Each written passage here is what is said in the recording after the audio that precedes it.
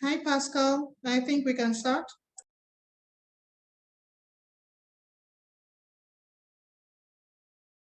Hi, Antonia. Hello, everyone. Good day. It's good to see you. Welcome to the third edition of Sahel.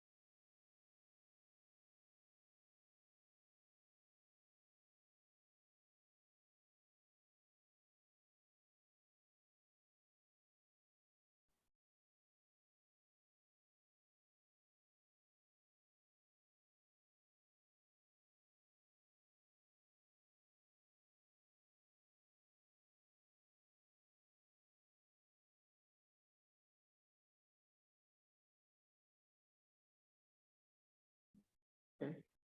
Hello, everyone. Good afternoon. Please confirm if you can hear me. Yes, I can hear you. Okay. Thank you very much. It's good to have all of us today again. Welcome to the third edition of Sahel Knowledge Series. And today I will be the moderator of this edition. My name is Pascal, and I work with Sahel Consulting as an analyst. So on today's edition, we'll be talking about cassava. But then on a quick run, I would like to share some fun fact about cassava. I don't know if you know that Nigeria is the highest producer of cassava in the whole world. And cassava also is one of the top three carbohydrate food rich with carbohydrates in the whole world, as after rice and wheat. And cassava is rich with vitamin A and C specifically. But then, without wasting much of our time, because I believe we actually exceeded time, on today's episode, we have stakeholders who have been paving way in the cassava seed system. And for that, we'll be working, our topic today is centered on cassava seed system, is revolutionizing the cassava seed system in Africa, strategies for sustainable development goals. And a quick one on today's episode, on today's edition of our Sahel series, we'll be having 1 hour 30 minutes of our time on this episode. And in this 1 hour 30 minutes, we'll be talking about different things that have been happening in the system in Nigeria, in Africa at large. But to avoid waste of time once again, I would like to walk us through on the agenda that we have for this episode.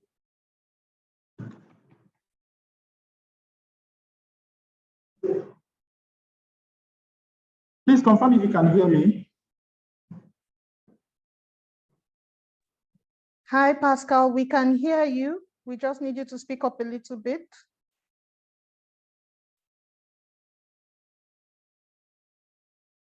I'm sorry about the network.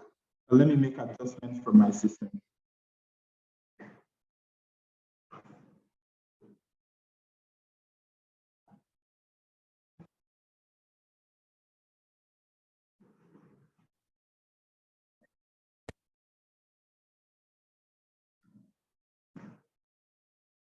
Can you hear me now? Is the voice better now?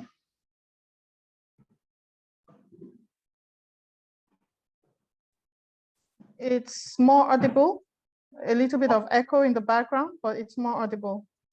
Okay. Go ahead. Okay. All right. Thank you very much. I'm sorry about the network hinge. And also for this, just to warm us up, we know the popular saying about if agriculture goes wrong, it means every other thing goes wrong in the country. Nigeria is a developing country. That's why we are focused on building a sustainable agricultural system in Nigeria. Without wasting much of our time on today's topic, which I've mentioned earlier, we'll be talking about revolutionizing the cassava seed system in Africa, strategy for sustainable growth. Then on a quick one on the agenda that we have for today, in our agenda, we have the opening remark and introduction, which will be handled by Antonia. And we have about Sahel Consulting, which will be handled by our managing partner, Temi. We have introducing the speaker also. And we have the keynote presentation by our stakeholder, who is an expert in the cassava system, who has been doing excellent and marvelous work in the system. And then we'll have this question and answer section, and then we'll wrap it up. And in all is going to take us about 1 hour, 20 minutes to 1 hour, 30 minutes. So I will urge all of us to fasten our seatbelt as we guide you through the impact of cassava seed system. On the next slide, I will also want to walk us through the housekeeping rule for this webinar. One, I would like all of us to pay attention to this housekeeping rule. Use the expression buttons such as raise your hand, thumbs up, wave to contribute or call the attention. In the chat box, we have our committee members who will be attending to all our questions. All attendees will be able to participate in all relevant phases of this event, and kindly use the chat to contribute and send in your questions. Kindly refrain from posting anything in the chat that is unrelated to this event. And when allowed to speak during the question and answer section, we request that you kindly respect the group's time and keep your comments brief and go straight to the point. Then the Sahel Knowledge Series Organizing Committee are available to provide links and guidance on the chat box. While on it, I will urge all of us to kindly follow us on our social media platform, Sahel Space Consulting on LinkedIn, Sahel Consulting on Instagram, Facebook, and Twitter. And then I will leave the floor for Antonia to introduce us on today's event. Over to you, Antonia. Thank you very much. Okay. Thank you so much, Pascal. And once again, I'm also going to ask that you please confirm that you can hear me clear and loud. Yes, I can hear you very well. Great. Yes, I can hear you, Antonia. Yes, thank you, Angela, as well. So thank you, Pascal. Hello, everyone. And I join Pascal once again in welcoming you to another exciting edition of the Sahel Knowledge Series. It's good to see some of you back again here in our chat boxes So I would say that please introduce yourself. Feel free to put your names in the chat box, your email address. Okay, you could even put where you work. Just to show how important you are as a stakeholder in this food system. Now, this series is put together by the Talent Management and HR Committee in conjunction with other project teams. In the past, we have brought to you exciting topics such as the role of seed sector in food system transformation, commercializing pasture production for sustainable development of the livestock sector. As you can see, this platform brings together stakeholders from the agriculture and nutrition landscape. And this time we are looking at the seed system. So today, let us sit back, let us listen to our keynote speaker and engage and discuss revolutionizing the seed system in Africa, strategies for sustainable growth. Thank you so much. Over to you, Pascal.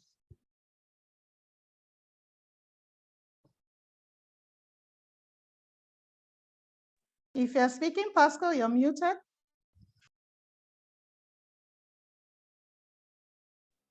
Okay, please confirm if you can hear me. Can you hear me now? Yes, we can. Okay, thank you very much for that wonderful introduction you've given to us. And as we mentioned earlier, it's going to be an exciting edition for us since we'll be talking about cassava. And we know basically all of us consume cassava one way or the other, from the bread that we consume in a day. We use flour in cooking, food thickening, and all that. And thank you, Antonia, once more. While we're on it, I would like to introduce our managing partner in the person of Temi to come and guide us through and talk about what Sahel Consulting has been doing in the past 10 years in the food and nutrition landscape in Nigeria and Africa. Thank you very much. Temi, over to you.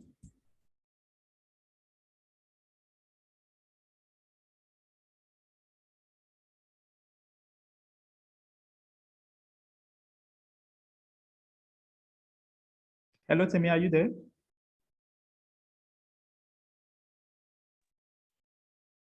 Okay, yes. So I was struggling to unmute myself. Can you hear me clearly? Yes, I can hear you from my end. Okay, thank you very much.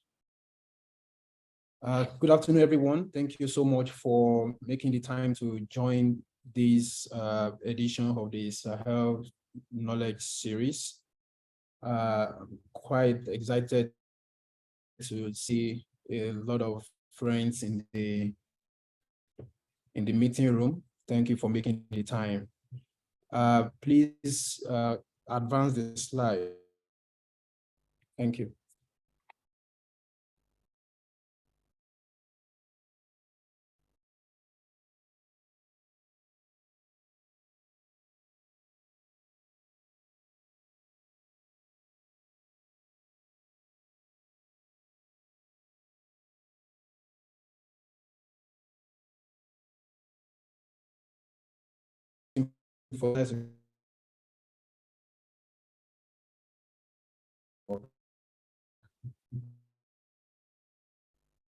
Okay, thank you very much. So I want to talk to you a little bit about Sahel as a refresher for many, but also a number of people are already quite familiar with the work that we do. Please move okay, thank you very much. So Sahel was established about 13 years ago with a focus on management consulting activities, really focused on transforming the African agricultural and nutrition landscape. So we work as a management consulting firm, but also in recent times, we've been quite involved in a lot of developments, implementing several development programs. Vision is to be recognized as the most trusted consulting partner and point of reference in the African food nutrition landscape, integral to be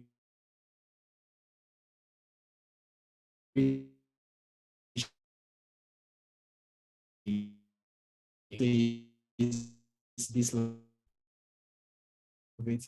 market-based research, advisory services to critical stakeholders, as well as training and launch of innovative business and ecosystem solutions to impact our communities and achieve sustainable growth. We work across the continent in collaboration with a range of partners. We work very closely with the governments across all levels of government, both national and national levels, as well as private sector organizations. We collaborated with a number of private companies who are playing leading roles in agriculture and agricultural transformation across the continent. We also collaborate a lot with international development organizations who have really supporting a range of interventions and initiatives to catalyze the development of this sector. We in the work we do, we've noticed that our work cuts across a number of the UN Sustainable Development Goals. We've highlighted about 7 of those goals that are really very critical to our work. Please move to the next slide. For the next slide, I wanted to just quickly highlight some of the high impact interventions that we are implementing at Sahel. We implement several high impact intervention programs across a wide range of value chains and across several teams in collaboration with various partners. Many of these interventions are really focused on addressing some of the very complex issues within the Nigerian and, of course, African agricultural sector. There are about 4 main programs that we're currently implementing that I want to quickly highlight. The first one I'll talk about on the slide is the Advancing Local Dairy Development in Nigeria program. We call it HALDIN. HALDIN is a catalytic initiative for building a sustainable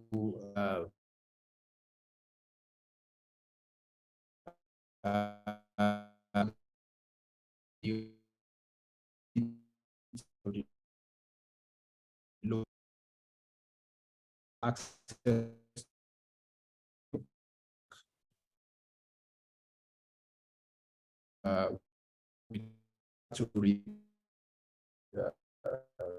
dependence on imported powdered milk with the milk we produce locally. The program is currently being implemented in about, we started implementation in 4 states. Now we've actually, grown to about 7 states now across the country in collaboration with dynamic private sector companies who are also investing in backward integration to uptake fresh milk from farmers. So we're working with farmers, we're working with the private companies, we're working with the government, many relevant government ministries and parastatals. Federal Ministry of Agriculture is playing, Federal Ministry of Industry, Trade and Investment is playing a very important role. The Central Bank of Nigeria is playing a key role, as well as the state government of all of the states. The second program I want to quickly highlight, the strengthening program with the Federal Ministry of Agriculture. We started this project in 2020. We're providing strategic support of agriculture, and we're working with the staff from grade level 13 above to really build capacity through a range of training programs. So we have multiple training levels. We have local training, where we bring in subject matter specialists, experts into Abuja to really train the HEFMA staff. We also have the national training, where we all visit one of our national institutes to really, understand what is happening on the ground. And we also have some regional training where we have the officials of the Federal Ministry of Agriculture visit other countries within the region to really learn and share, experiences between various government levels of government from Nigeria and also in those countries as well. The third program here is the Collaborative Seed Program, CSP, which we're implementing from the support of the government of the Netherlands through the Netherlands and Nigeria. Before the beginning of the Collaborative Seed Program, we had conducted a study with the National Agricultural Seed Council and one university research on the Nigerian seed sector to really understand what it is sector. That study led to the development of a document that we call the National Seed Roadmap, which is fully owned by the National Agricultural Seeds Council. And this document also has been published by the Seeds Council. In that document, about 22 strategic innovation pathways were identified for the development of the seed sector in Nigeria. And the Collaborative Seed Program is currently implementing 8 of those strategic innovation pathways. The last one here would actually take us into the focus of our discussion today, is the building an economically sustainable integrated cassava seed system. I won't say too much about this project because our speaker for today is going to do a lot more on talking about cassava and talking about this project. But Sahel Consulting is one of the organizations implementing this project under the leadership of the International Institute of Tropical Agriculture, ITA. We've worked in the cassava sector for a long time. Over the last 10 years, we've implemented several projects and conducted several studies on cassava in Nigeria and across the region.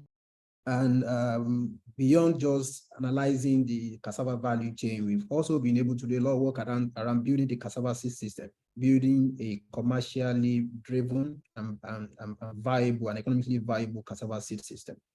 And that's why I'm really very excited to introduce our speaker for today, Dr. Godwin Atse. Dr. Godwin is not just an expert, but is someone who is extremely passionate about the cassava seed sector in Africa. If we want someone who really has an understanding of cassava and the importance of cassava to the African economy, and some of the sustainable practices and interventions to build a sustainable seed system model for cassava in Africa, there is no one else better than Dr. Godwin Atse. He's done a lot of work on cassava while he was at the International Institute of Tropical Agriculture, now being the head of Sakawa in Nigeria. He continues to push the cassava agenda across the continent. I'm very delighted to invite Dr. Godwin to speak to us about the subject matter. But I want to believe that before Dr. Godwin starts to speak, Pascal, you want to go through Dr. Godwin's profile very quickly. Thank you very much. Yeah, thank you very much, Demi. Thank you for that walking us through the impact Sahel has been creating in agriculture and nutrition over the last few years. And we quickly introduce Dr. Godwin to the speakers. Please confirm if you can hear me. Yes, we can hear you. Yes, we can. Okay, thank you very much. Dr. Godwin Asa is the country director of Sasakawa African Association, SSA, Nigeria, formerly known as SG 2000. He has a doctorate and master's degree in agricultural extension, rural development from University of Ibadan, and a bachelor's of science in agricultural economies and extension from University of Agriculture, Makurdi. Prior to joining SSA, Dr. Asa worked with International Institute of Tropical Agriculture on several projects funded by donors such as African Development Bank, International Fund for Agricultural Development, World Food Program, the Bill and Melinda Gates Foundation. He was the project manager for GIZ GALE, Cassava Maize Value Chain Project, and an advocacy, promotion, and outreach lead for building an economically sustainable integrated cassava seed system, phase 2, basics 2, at IITA. He was also the digital extension and advisory service specialist with African Cassava Agronomy Initiative, ACAI project, and the communication and knowledge exchange expert with Cassava Weed Management Project, CWMP, all in IITA. Dr. Asa is skillful in digital extension proposal development, advocacy training, development communications, knowledge management, resource mobilization, marketing, and public affairs media relations. And it wouldn't have been any other expert if not Dr. Asa. So I will give the room for Dr. Asa to come and walk us through today's team that we are working on this knowledge sharing.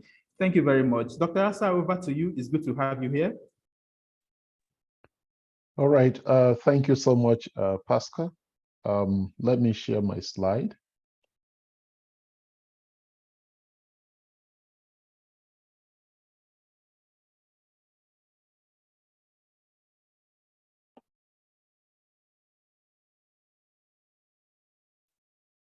I'm trying to get my slide up.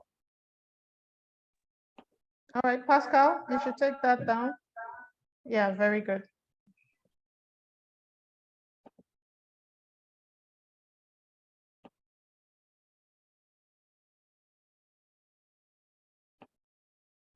Can we see my slide?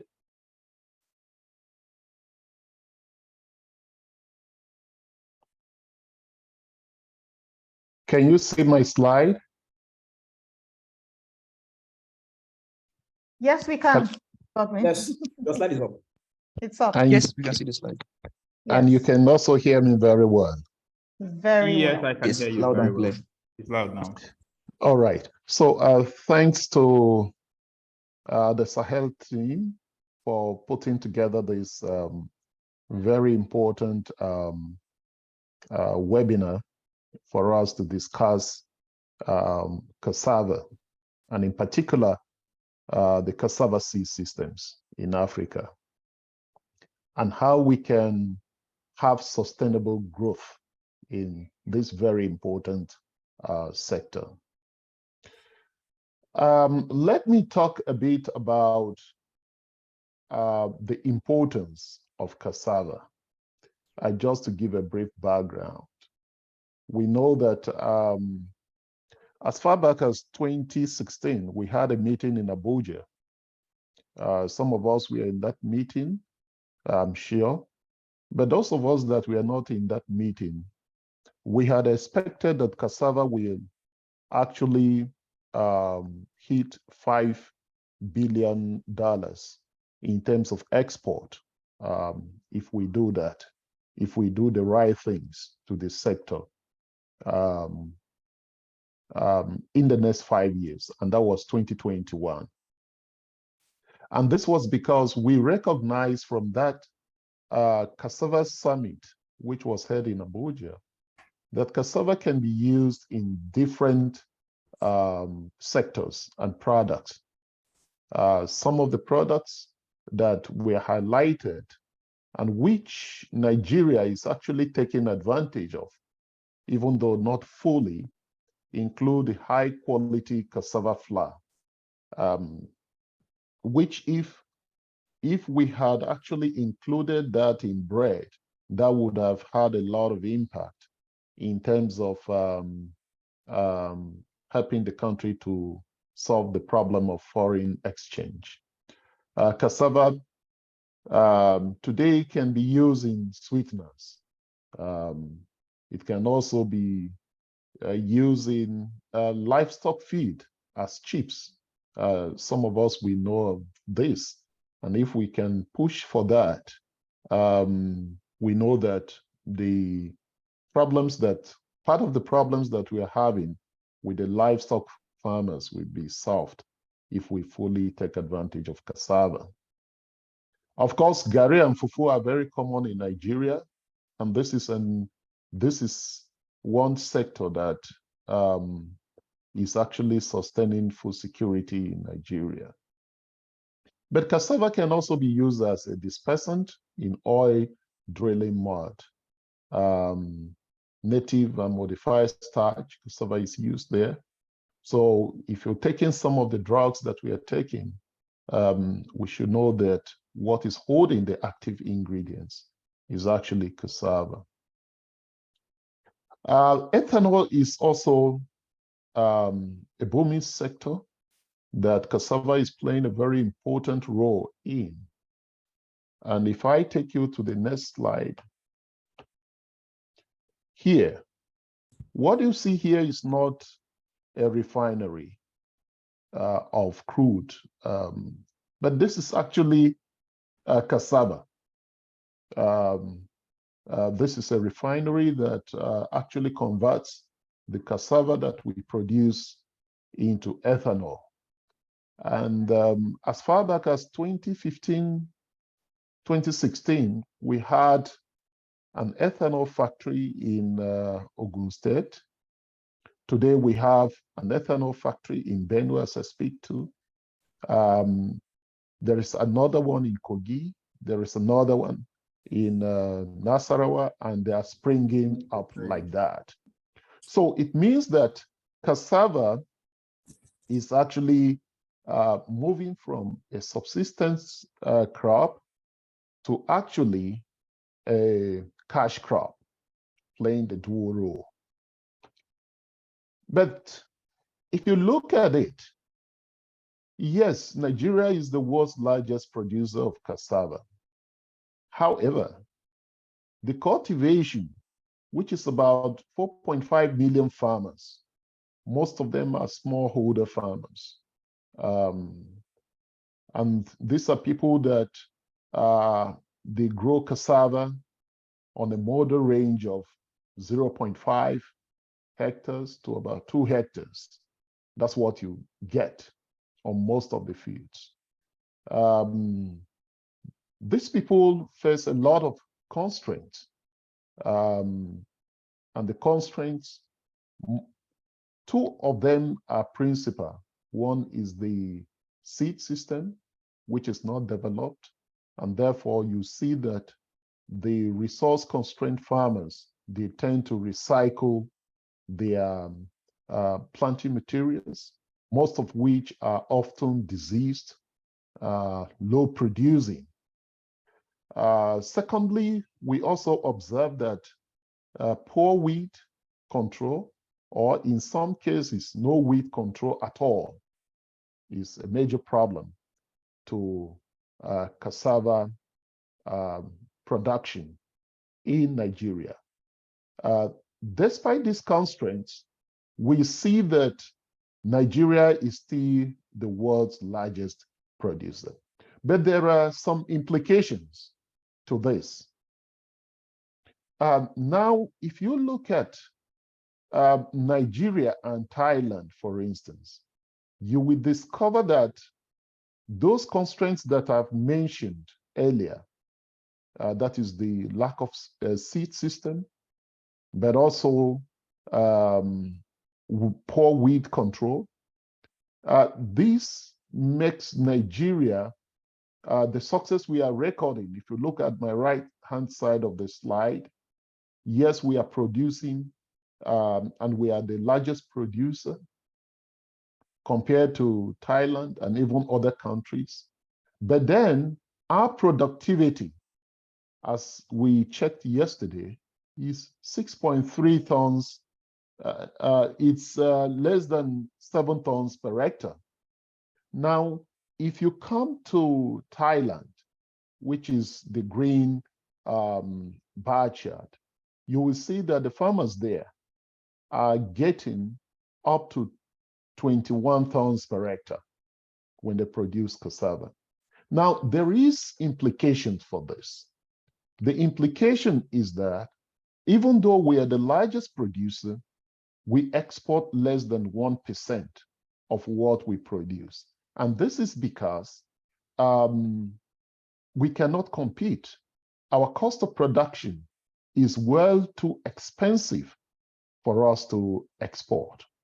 And this also has implication on the industry because in some cases, they find it difficult to actually get raw materials. So 3-4 years ago, after a series of work that was done before in Basics 1, we had Basics 2 come on board. And part of what Basics 2 came to do was actually to see how we can develop and put in place a well-structured seed system. And what we did was to actually develop a model, which we call Basics model, which brings all the actors in the seed sector in an ecosystem that ensures that improved varieties that are disease-free and quality planting materials are disseminated to farmers in an economically sustainable manner. Now, simply put, if you look at the diagram that I'm showing here, it shows what the Basics model is all about. So the different actors like the breeding programs from the research institutes, both the national and international. And here I must say that we must recognize the role that the National Root Crops Research Institute is doing, and also the International Institute of Tropical Agriculture they're doing in terms of advancing improved lines of cassava. Almost 2-3 years, these institutes come together to give us good varieties. So the model that we are working on put them as part of the key actors that are needed for a sustainable seed system. But then again, it connects with the early generation seed companies.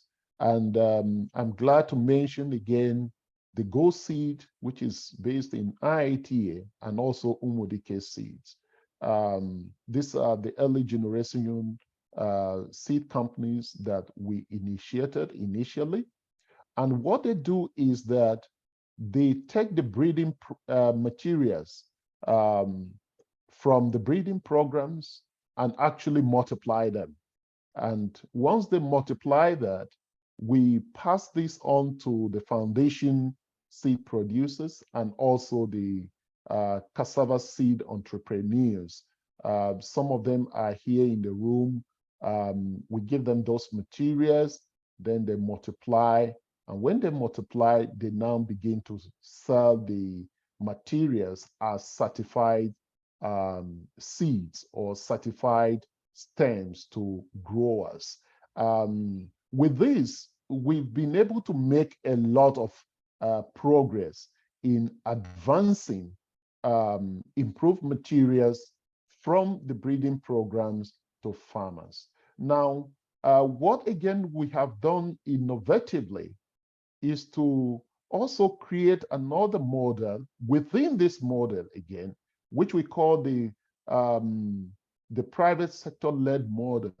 We had private sector companies that grow cassava in large quantities, can also get the early generating, early generation planting materials from the early generation seed companies, multiply them, and give to the farmers.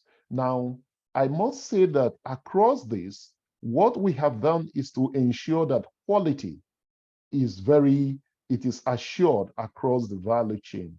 And this is where the National Agricultural Seed Council comes to play. For Nigeria and for Tanzania is known as TOSCI. They play a very important role to ensure that these materials are certified and these materials actually get to farmers. Now, I must also step a bit back to inform us that this project was piloted, or we are currently implementing it in Nigeria and Tanzania. But as I go further, you'll see that several countries have now embraced the basics model and they're using it. Now, the question is, let's get back to my introduction. I told you that the two constraints that we discovered in cassava, which can make a difference, one is seed and two is the issue of weed control. So the seed issue has been addressed and we can see a lot of improvement as we move forward. We engage several farmers across the two countries in Nigeria and Tanzania as our focal countries under Basics 2. And I must present the case of a success story in Benue. Because of our time, I didn't bring several other examples. But we piloted this model with the Benue women cassava seed entrepreneurs somewhere in Buruku. And this group of women that we are growing cassava just for roots, as the case may be. And we told them that, look, you could actually make more money if you grow cassava for stems and also for roots. That is cassava seeds and also the roots. So we engaged them, we worked with them, and we linked them with the early generation seed companies, in this case, the IIT Go Seed, so that they could get the early generation planting materials, the foundation seeds. They obtained that. And within the period of between 2019, before we met them, 2020 and 2021, these women were able to grow cassava, sold the cassava, made money, and they actually moved into cassava at a very large scale, from about 5 hectares. These women currently, as I speak to you, have more than close to 100 hectares that are growing cassava, and they're selling the stems and also selling the roots. This is not just confined to these women, but several other farmers that we worked with under other projects also had the same experiences. And the same thing happened in other countries, like Tanzania. We had a very good success story. And with this, we see that improved materials are beginning to expand.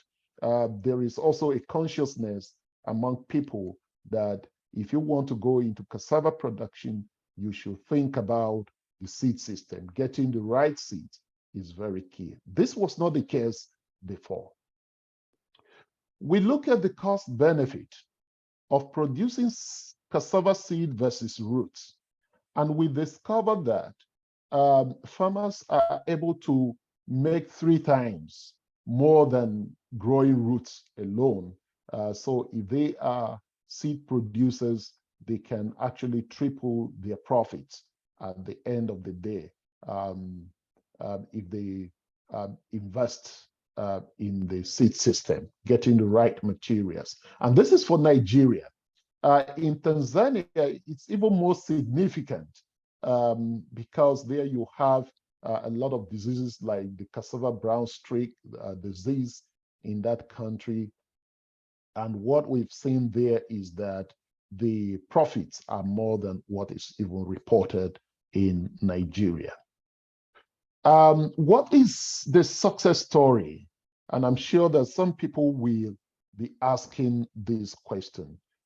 So one of the things that we did, which also connects to the second constraint that I mentioned, is the issue of weed control. So another project that was funded by the Bill and Melinda Gates Foundation, known as the Cassava Weed Management Project, had developed a toolkit, which we call the 6 steps to cassava weed management. And this is something that we used for the farmers that we work with in terms of advancing seeds. For those of us that are scientists, we know that yes, if you want to get the best of plants, it is a function of the genetic, in which case the seed, and also the environment.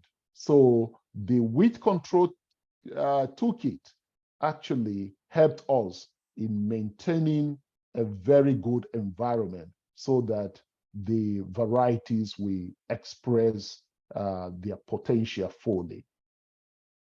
Now, these are results that came out if you use herbicides,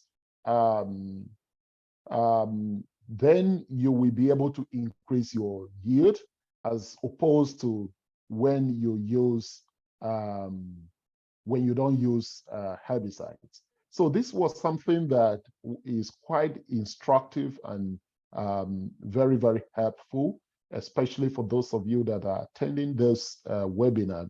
You think about how you can use regenerative agriculture, that is, which encompasses the use of the right quantity of herbicides, because this is helpful. It can help grow your profit and bring about revolution in cassava.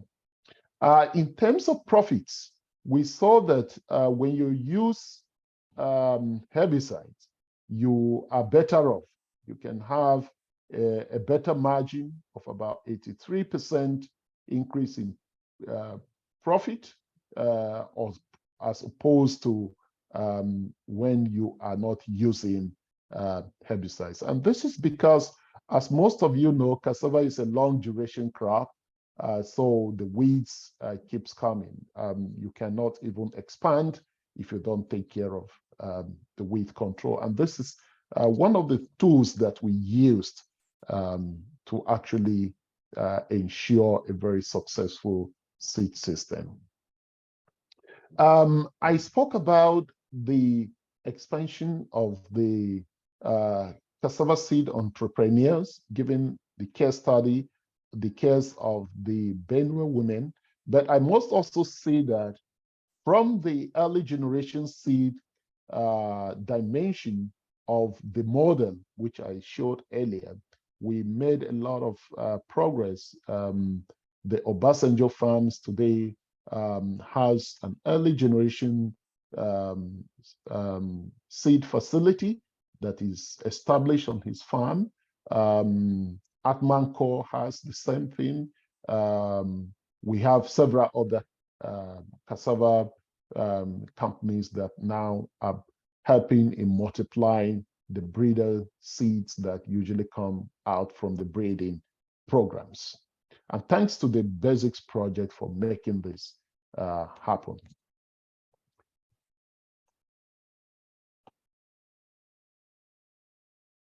I'm trying to move my slide. Just a minute. All right, I talk about Nigeria, but Nigeria and a bit about Tanzania. But as I speak to you currently, we have seen a lot of interest in what we are doing. GIZ adopted the seed systems into their program for green innovation in Nigeria after their farmers recorded huge profits and also yield from their fields. So the seed system was incorporated in their programs. We have other projects also joining and investing, and other donors investing in seed systems, not just in Nigeria, but also in Togo, in Tanzania, in different geographies, in Kenya and DRC. I think what is even happening in DRC today is unbelievable. They also studied what is happening in Nigeria, and they have taken it and they're flying like wildfire. In Gabon, we had a project, we had the government restructure their loans, now saying that, look, let us see how we can promote the seed system, invest in the seed system so that our farmers can get out of poverty. One thing that I want to talk about briefly, which is also important, is that the Benue women, when they made their money, some of their members were not actually enlightened, but they enrolled some of their members in school. They used part of their funds to help their children in schools and all that. So that was something that we felt was very excellent for us to share with you. Now, what does this mean for the farmer, cassava revolution, if we address the seed system? What does it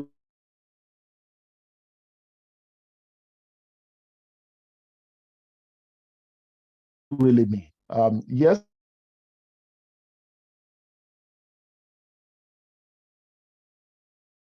one, we can see increased yields, as I mentioned earlier, which lead to improved farmer livelihood. In Oyo State, what we were able to demonstrate on some farms, after the COVID, the government made a pronouncement that, look, we are no longer going to buy seeds and give to farmers free. We have to see how we create a seed system that works, that provides economic prosperity to the people of Oyo State, and that is ongoing as I speak. Using the basics model resulted in more routes for the industry. When we had the factory in Benue, one of their concerns was how do we get raw materials for the factory there. So the seed system, actually, those farmers that engage in the seed system supported in providing cassava roots in addition to selling their improved planting materials to that industry. The use of 6 steps resulted in more time and money, meaning that farming families can invest in all the things that matter to them most.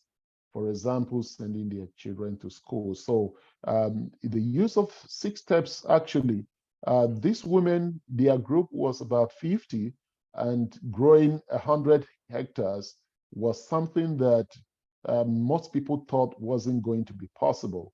In fact, the men in the community, we are laughing at them when they say to themselves that we are going to, when they made a decision to invest in 100 hectares.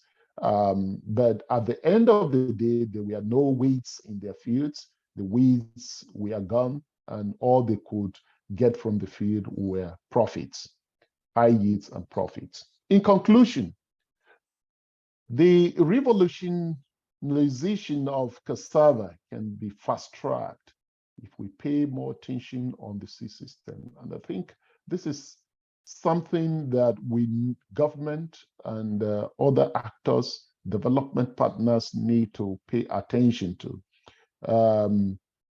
The era of giving farmers varieties free, where you see a truckload of varieties come to a community, and then thousands of farmers come in there, and then at the end of the day, people are going with 2 sticks. What will you do with 2 sticks of cassava? Nothing. But if we have used the basics model, where farmers are able to cultivate a hectare, 2 hectares, 10 hectares of seed, then that makes more meaning, especially for a crop like cassava. Then we can have a sustainable development, create jobs because they sell the stems, they make money, increase the yield, and also create wealth in communities. Of course, we say that the seed system should be implemented within the confines of the 6 steps toolkit so that farmers can get the genetic potential of those varieties. If you plant only the seeds and you don't take good care of it, you won't get the yield that we're talking about here. And the 6 steps here gives you the tool, the power to be able to achieve that. So what we do is that, yes, we advise that farmers you use, rightly use herbicides, but this should be done within the context of regenerative agriculture. And here in Sasakawa, this is something that we are promoting. We ensure that farmers get the right fertilizers in the right quantity from the right source. The applications must also be done in the right amount, in the right quality. So this ensures that, yes, we are growing food, but not undermining the soil. We take the issues of soil health very, very seriously. And the 6 steps actually is actually embedded in the regenerative agriculture cycle. We need to continue to promote market-oriented agriculture. So the cassava seed entrepreneurs like the Benue women become very, very key. We should promote the seed system because it promotes market.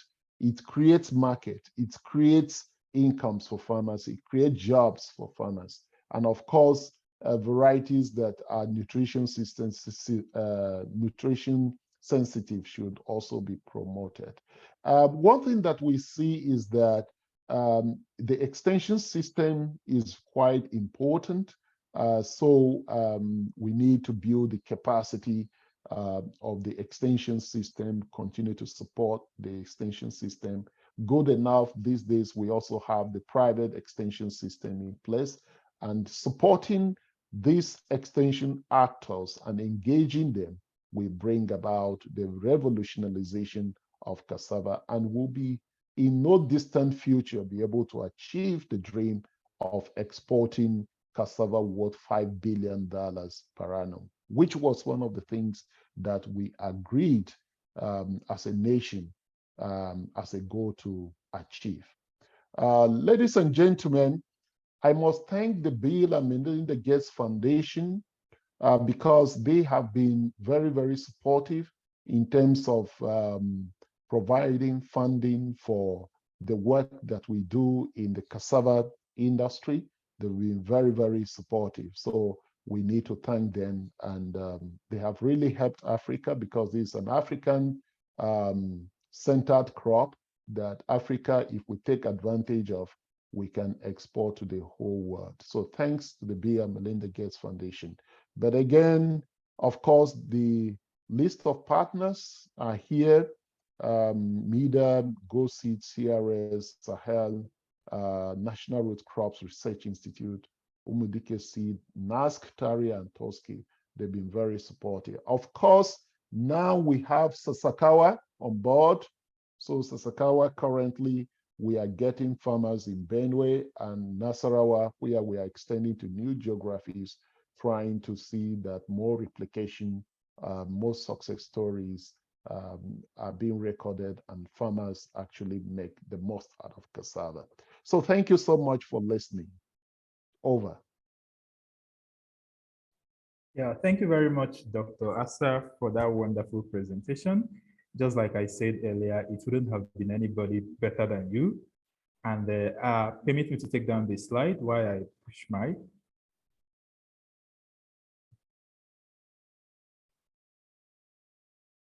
Please confirm if you can see my slide now.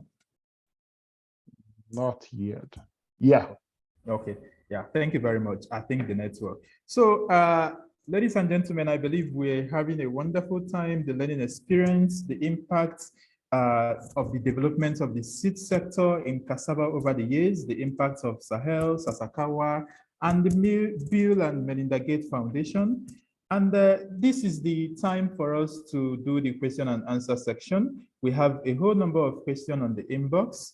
But before then, I just want to wrap up with what Doctor has said over the past 20 minutes that he has been speaking. So he mentioned about the two constraints that are affecting cassava production. He mentioned about the seeds, he mentioned about weed management. And for the seed system has been addressed using the Basics 2 model, where we talked about so many of the 6 components. We have the CSCs that we're working with, we have the research institution, we have so many developed cassava varieties presently that gives maximum yield, unlike the native variety, the traditional variety that we've been using that gives us just 7 tons per hectare. But with these present varieties that we have, likes of Ayaya, about 70, it can give as high as over 30 tons per hectare. But without wasting much of our time, I will go straight into the question and answer section, which we have been getting on the chat, but I have a number of them here. But I will take them one after the other. And Doc, I believe you can be able to address our questions. No problem at all. Okay, sir, thank you very much. Now, one quick question. Are there any bio products that is used for weed management of cassava? Yeah, so what we did was the use of herbicides is one of them, but not herbicides alone can be used. Of course, we know that there are some other things that needs to be combined, things like the appropriate planting density. When you plant your cassava, the appropriate planting density, in which case for seeds, we recommend 0.5 by 1 meter.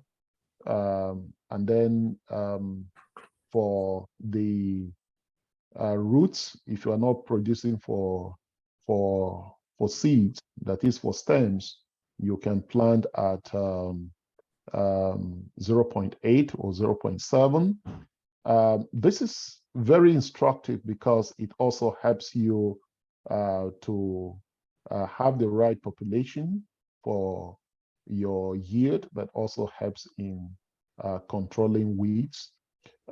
We have the issues of intercropping, but of course, this cannot be used in a seed system. So an intercrop like maize could also help in suppressing the weeds to some extent. Mulching is sometimes used in some places to actually control weeds in the system, but these are limited to some extent. It will help limit your farm size, but they help in reducing the weeds. So these are some of the cultural practices. Of course, the use of crop rotation helps in breaking the seed banks when you introduce another crop. That will help to suppress the seed bank. But again, when you are growing cassava on a large scale, then that will not be the most ideal to use. You can also think about the mechanical. We brought in the Mantis machine, which was quite helpful. The only thing was that it needs more of training of the operators and all that. So across all board, what we discovered was that environmentally friendly herbicides, if you use them and you combine with some of the cultural practices that I've mentioned, they help you to get the most in terms of weed control. So that would be my answer for that. Okay, thank you very much, Doc. So Dr. Ase has mentioned the organic or agronomical practices that we can use to be able to manage weed without use of chemicals. And also, just as he mentioned, when you were talking about the Benue women that was used as a case study, to understand the profitability of the cassava seed system and the roots. So I just had to drop this with the larger house. It means to make agriculture more sustainable, the farmer has to be able to make profit, because whatever activity that farmers are doing, if they are not making money out of it or they are not maximizing their profits, they won't be able to continue in doing it. Then we have another question again from Patricia Onaja. She asks, how can women in Nasarawa State be helped in replicating the same feats the Benue women achieved? Yeah, so currently we are recruiting women. We are recruiting groups in Benue and Nasarawa specifically. And this will be a very good opportunity for this group to be brought on board. If we can get the details, we can get in touch with them. This activity is actually led by Sasakawa, and we'll be willing to engage them so that they can be part of the seed system that we want to create in Nasarawa. We know that Nasarawa has a great potential, and improved materials need to be entrenched in that state so that investors can get the benefits of their investments, and farmers' livelihoods can be improved. So I am sending my email in the chat for the person. I will connect you to a focal person so that you can actually be in touch, and then we can link you up and profile the farmers, and from there we continue. Okay, thank you very much. And we have another question. Any detail on varieties that are useful as industrial materials? So this is coming from Olukoyode. Yes, at the beginning of the presentation, I did mention of several products that can be used, that are being used, that are derivatives of cassava for the industry. I talked about the starch, which can be used in the pharmaceutical. I talk about the ethanol, which the government of Nigeria is even very excited about. States like Benue, for instance, are producing ethanol. Ogun State, we have a lot of several companies there producing ethanol.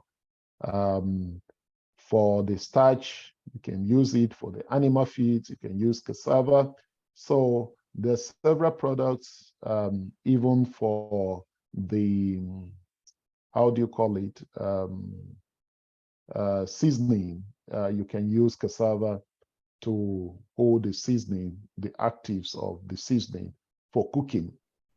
And this is what some companies are actually using. So there's a lot of room for use of cassava. The sorbitol factory, which I showed earlier, is being established in Oyo State, and in fact is the biggest in Africa, as I'm told, and is here in Oyo State, and is the one producing sorbitol, which can be used for toothpaste. So when you are brushing your teeth, as a Nigerian now, you should think cassava, because cassava is part of what is being used for that. So a lot of things that cassava can be used as several. Over. Okay. Yeah, honestly, I was even surprised when we were talking about it. You did mention the high quality cassava flour. You know, normal Nigerian, an average Nigerian believes cassava is mostly for gari and the fufu that we consume. But it has been a wonderful presentation, and the insights you've been sharing all those while. Then we also have a number of questions, but although because of time, we may not be able to take all of them. But then for this one, coming from Brogatti, he's asking, does cassava plants like the amount of organic matter buried in the soil to allow them? So he's asking whether organic matter affects cassava plants. I don't get. Can you take it again? He's asking if organic matter affects cassava plants. maybe the use of poultry dung, the impact it has on cassava crop, cassava roots during their harvest and all that. That's what he's asking specifically. Okay, yeah. All crops respond to organic matter because it is more or less the food for the plant. So cassava grows likes good soils with high organic matter content, just like other crops. Even though the good thing about cassava is that even when the soils are not very good, such that crops like maize or sorghum cannot thrive, cassava is able to thrive and give you something to eat. But cassava wants good soil, needs good soil to grow and to do well. So it is important why we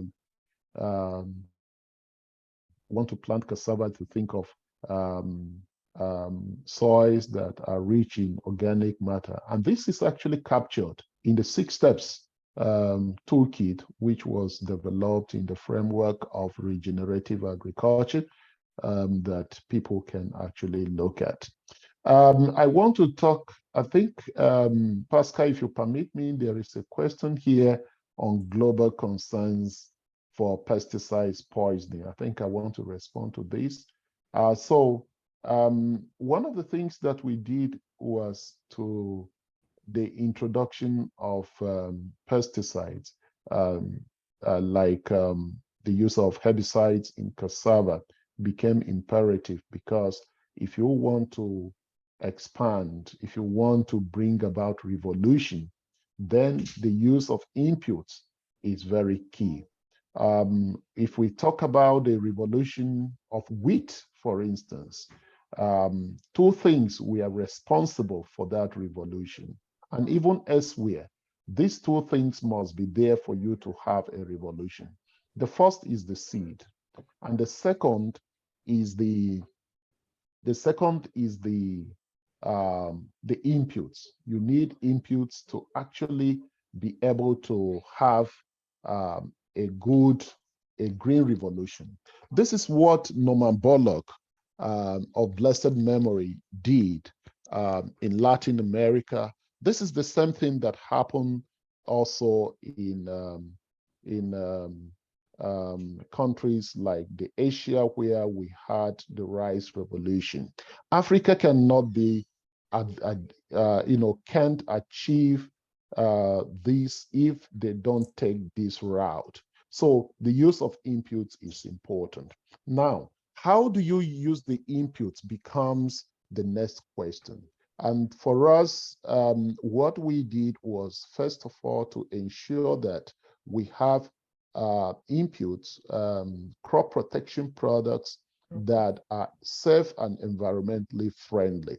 So what was used over 6-year research, 7-year research in when I was with IIT then, was that after doing the research and ensuring that these products control weeds significantly, we took the leaves, we took the stems, we took the roots, and sent them for analysis in South Africa, the United States, and also even Nigeria's NAFDAC, to check whether there was residue in this, in any of this, recognizing that the leaves are used for human consumption in some countries. The leaves are also eaten by animals.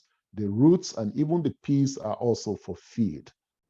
What came back was that there was 0 residue.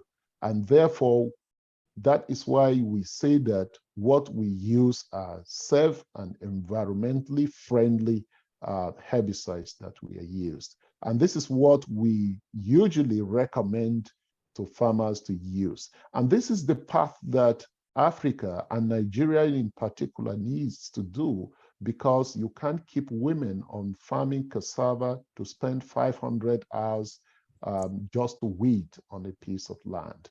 So the use of herbicides should be promoted. But again, we also emphasize that farmers should be trained on how to use them.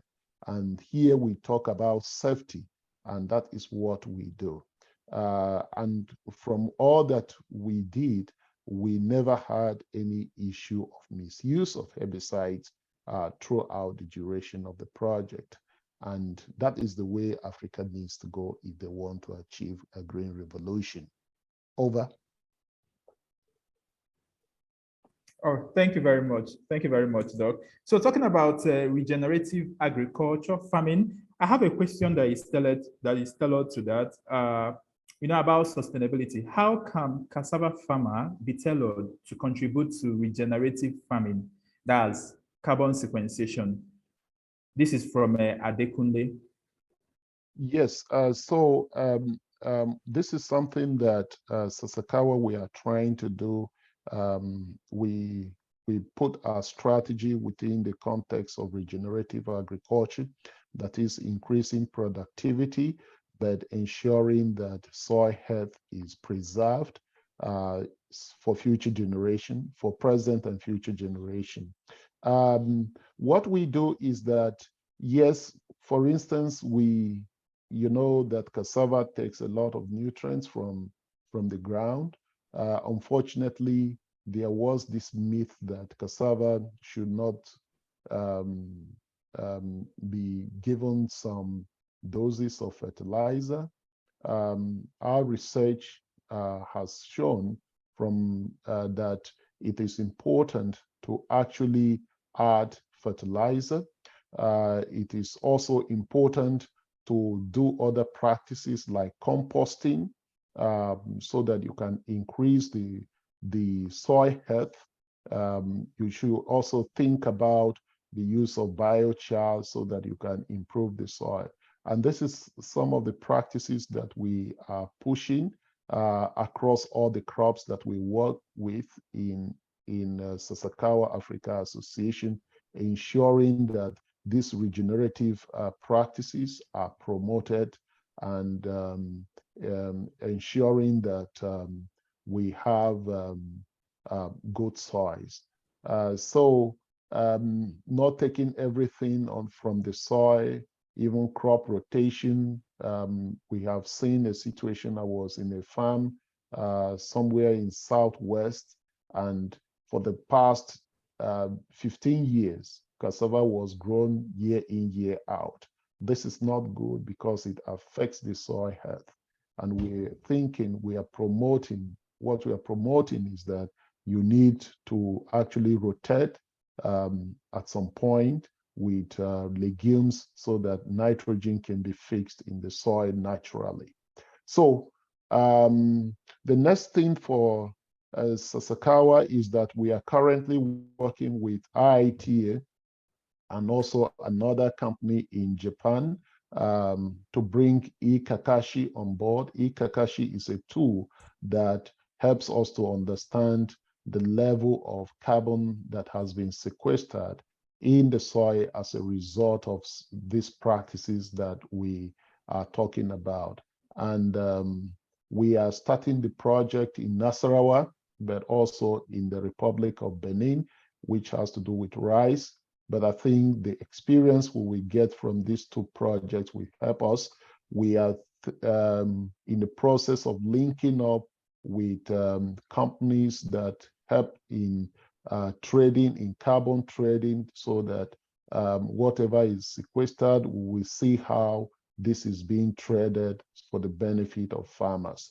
This is a long-term plan that we hope to achieve before 2025, based on the strategy that we have in SAA. Over. Okay, thank you very much, Doc. While we are collating the questions, I will endeavor all of us to try and follow us on our social media platform. Sahel Space Consulting on LinkedIn, Sahel Consulting on Facebook, Twitter, and Instagram. Then, Doc, I also have another question just for a layman who doesn't understand the difference between cassava seed and cassava stem. Can you just throw into on it briefly? Now, so you see the concept of seed and the concept of stick, or for instance, for grains, needs to be understood by farmers. And farmers, it is not that they don't understand it, they know it. So before now, traditionally, I know that my mom, because I come from the farm, so my mom, she grows maize, but then as she's harvesting the maize, when the time of harvest comes, she goes there and she looks at the crops that are very good. Those ones she will not eat. She will serve them as seed. And in those days, what they do is that in the houses, they put them up under the bit of fire, so that as they cook, the smoke radiates on top, and all the pests, insects, pests do not come near that seed, and that's how that was preserved. So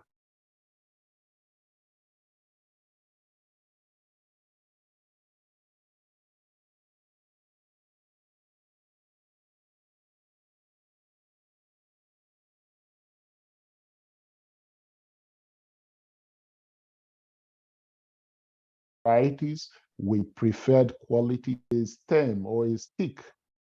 You just take a stick, and then you plant, and you don't know what is in the in the stick in terms of the genetic makeup. Then what you are planting, if it is grain, we call it grains. But for cassava, that is a stick. It is not a seed. So the seed must actually have the traits that, in terms of yield, in terms of resistance to pests and diseases. Now, farmers need to know that for cassava, just like they do for grains, I mean, they do for the other crops like maize, it is the same thing. You need to get it from the source which has to come from the research in a layman form, or the seed entrepreneurs in your community. And these are people that obtain the parent materials from the research institute, and those parent materials have the desired traits. And when you plant that, you can get the yield that they are telling you you will get. But if you decide to take any plant and you plant that is not certified, then it becomes a stick. And this is where NASC plays a very crucial role, because they usually move from farms to see and to certify that what the seed entrepreneur is telling you that the plant or the seed can offer is actually the truth about it. So we need to get it certified. It is when it is certified by NASC that we begin to call it a seed. If it is not certified by NASC, and this is, I'm happy NASC is here, they have a very crucial role to play in the seed sector. And for cassava, they have been doing that. So farmers must always ask, if you want to plant cassava, ask the farmer whether it has been certified. If he gives you the assurance, then you buy a seed, or you are simply buying sticks. And whatever comes out of a stick, it is left for you. You are on your own. Over. Okay, thank you very much, Doc. And another one, just as we are talking about the seed. So we have a question from Mr. Elumi from Cresta Group. So he mentioned about how expensive the newly released varieties have become for them to be able to afford. Now he's asking, what are the strategies that stakeholders, especially breeders, can adapt to help achieve quick dissemination of these new stems in the value chain?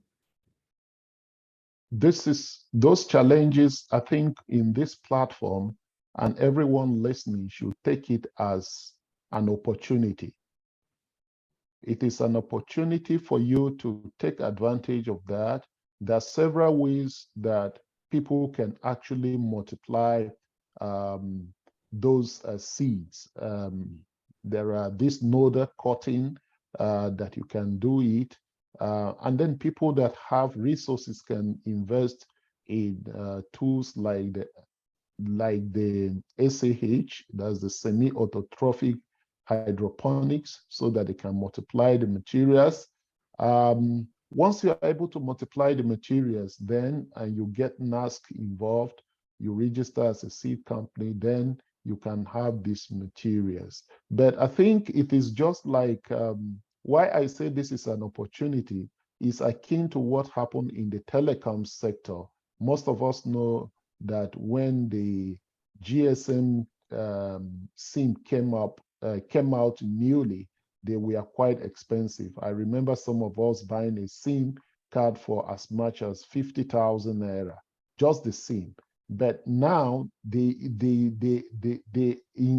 some cases they give you those SIM cards free of charge. So I call on all investors that are listening to this webinar to take advantage, get some of these materials, and engage NASC so that you can multiply and become a seed producer and make money. I'm sure that the market forces of demand and supply, as they play out, as the supply increases, then the prices will go down. But I think for now, prices are likely to remain up for a period. Oh, thank you. Thank you very much. Thank you very much, Dr. Asa. And one more question before we call it a wrap for today. So this is coming from Mr. Shein. He said this year, cassava processors have faced low conversion ratio due to rain season cycle. Conversion ratio has gone from 25% to 10%. Which variety or cultivation practices are best to retain dry matter all year round? So as an expert in the field, what would you suggest? Yeah, the issue of conversion ratio has been addressed by breeders by breeding several varieties.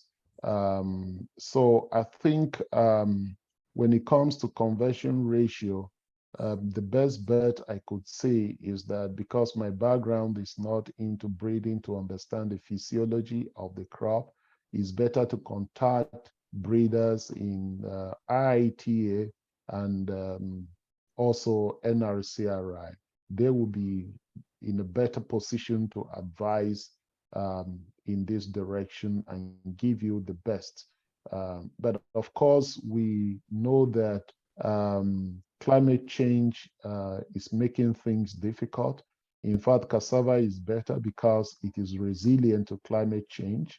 And that's why we can still be hopeful when we grow cassava. But to answer this question more professional, I will request that Shay contacts breeders, and I think I can type some people that you can send these particular questions to so that they can give you a very good answer. Let me see if I can write. I don't have Mercy's email, but I have Patrick, that is the PA, or no, that is the assistant to Mercy. So Patrick Akpo can be able to link you up and get some better answers, or Peter Kuleko of IITA can provide some answers to this particular question. Thank you. Okay, thank you very much, Doctor. To avoid wanting time, we are 30 minutes behind the scheduled time. And I want to thank all of us for making our time today to participate in this section with us. Just as the saying goes, if as long as there are a few farmers, we will continue to make impact. We keep fighting for them to make sure that we are growing food for the teeming population, because Nigeria has been projected to be over 3 million in the next 10 years from now. So we'll try as much as we can. And for other questions which we are not able to drop, kindly follow us on our social media platform, drop in your questions, follow the hashtag, comment, drop your questions. Our team members will definitely answer all those questions. Thank you once again. I will now move over and to Antonia for her to wrap this section up for us. Antonia, are you there? Yes, I am. Okay, the ball is on your court. I've been glued to my screen. Thank you so much, Pascal. And thank you, Dr. Godwin, for such an engaging session. I mean, there is so much that we can do in Nigeria, you know, in improving our food system, which eventually translates to food security. So thank you, Dr. Godwin, for taking our time to grace us with your presence and this information that we have gathered today. I would also like to thank the team that put this together, and very, very importantly, to all of you, our participants, for joining and making this happen. We look forward to seeing you in October for the next edition. We'd also like you again to please follow us on our social media handles. My team has been very great putting that in the chat box. There'll be more information as to what we're going to talk about in the next edition, and a lot of activities and events and happenings in Sahel Consulting. So we look forward to seeing you join us. Thank you so much, everyone, and have a good evening, a good morning, a good afternoon from wherever you are in the world. Thank you. Bye, everyone.